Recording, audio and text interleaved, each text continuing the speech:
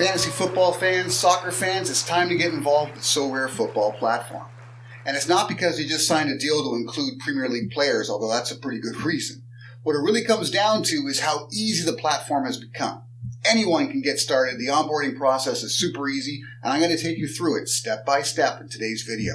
And then subscribe to the channel, and in future episodes, I'm going to go over the strategy and the way I develop my particular team going forward. Let's get into it.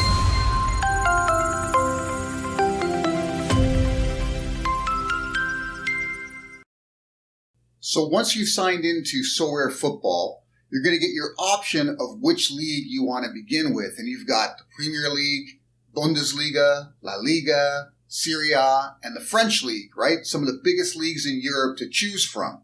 You select one, and from that, you're going to get yourself started into onboarding with the players you decide to pick. Once you've selected the league you want to play in, you're going to be given 400 points to select 8 players. And from those 8 players, you got to have 2 at every position. So you need 2 goalkeepers, you need 2 defenders, you need 2 midfielders, and 2 forwards. And then from that, once you've selected your team, you need to build a SO5 or SO5 lineup, as people like to call it, each week to compete with and hope to win rewards. And that SO5 lineup can only have 5 players in it, and it's got to have 1 player of every position plus 1 additional player that can't be a goalkeeper. Now, for those of you that aren't familiar with NFT or online sports fantasy platforms, they actually offer you a number of beginner tips to make it even easier. So it goes over what the game's all about, basically how you play it. It gives you sort of a step-by-step process on how you build your initial team, spending your points, selecting specific players, and then what's going to be required of you to assemble that SO5 or SO5 team in order to continue on with the platform and win rewards.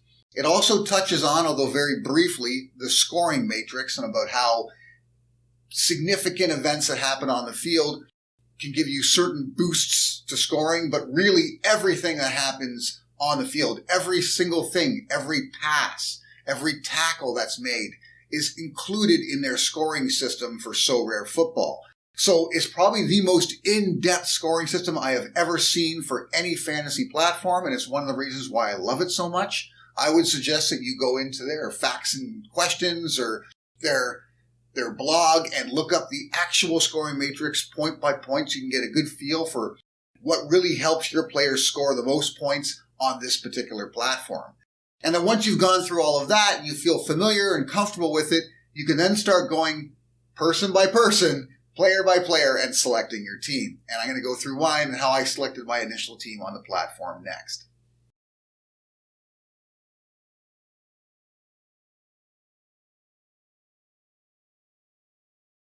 Now I'm just going to look through some of the players that are available on offer here and check out some of their point values, because with the 800 points, like I mentioned, you've got an average of 50 points per player, but it's unlikely that you're going to pick 8 players at 50 points. You're going to see the odd star that you really want that's going to maybe go over the 60-point threshold, and you only need to start 5 players, right? So essentially, you've got 3 throwaways.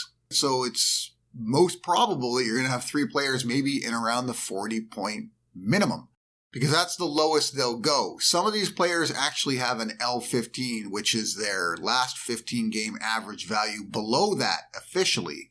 But the initial onboarding system, the draft program, only gives them a minimum of 40. So some of these 40-point players are actually worth less, but the chances of you starting them are slim. Now, what I would normally do in this kind of a setup is I would pick my top forward, my top midfielder, my top defender, and my top goalie first, and then go back with whatever points I had left over and see which player I could find to kind of fill out my starting roster for a decent price, and whatever points I had left, probably fill it up with 40s in order to stay under the 400-point cap.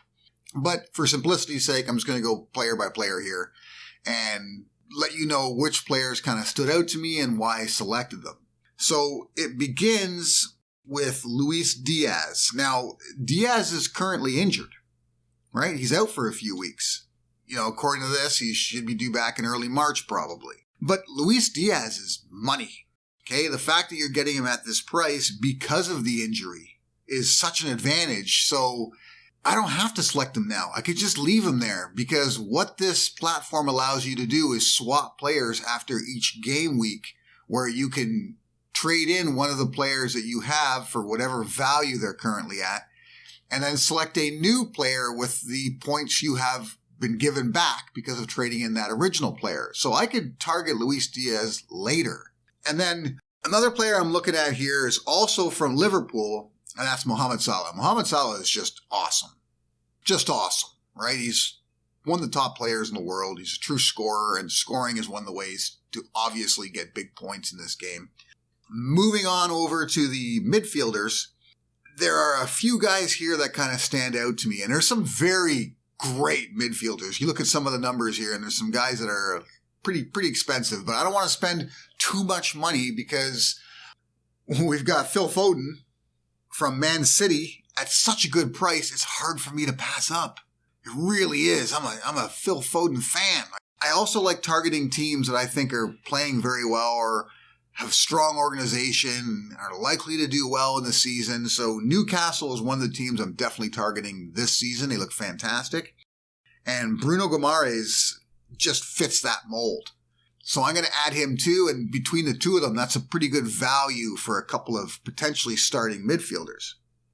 So you got a number of Newcastle defenders available here, and I don't want to pay the maximum. So what falls right into my budget is Fabian Schär. Fabian Schär is going to get plenty of starts. Like I said, he's on a fantastically defensive team. I expect Newcastle to put up a lot of clean sheets, and that's another way to get big points in this So Rare Football platform. You want defenders that are on the field when their team relinquishes 0 goals, right? Clean sheets are awesome for defenders, and of course, awesome for goalies. So I really like Fabian Schär for the money. I'm definitely taking him.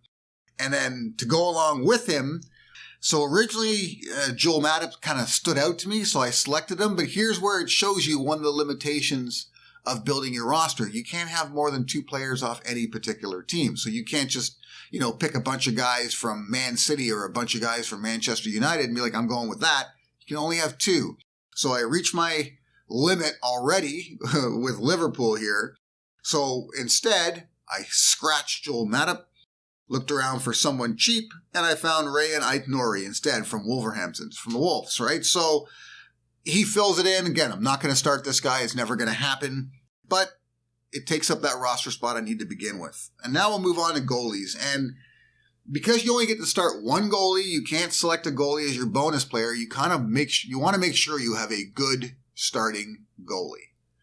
So for me, it's not so much about how fantastic the goalie is, but it's a combination of a goalie with skills on a very capable team. And I looked long and hard here. You'll see me scrolling back and forth, back and forth, back and forth. But eventually, I couldn't resist it.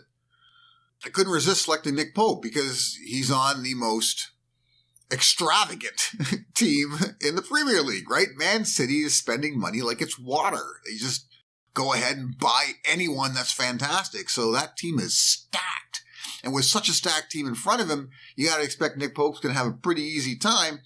This video was put together before the news came out about Man City being investigated for financial doping, and there could be some issues coming along. So maybe at some point I'm going to have to use the player swap depending on what happens to this team.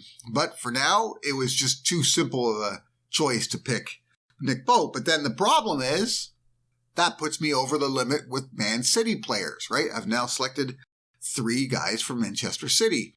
So I wasn't going to give up Nick Pope. No way.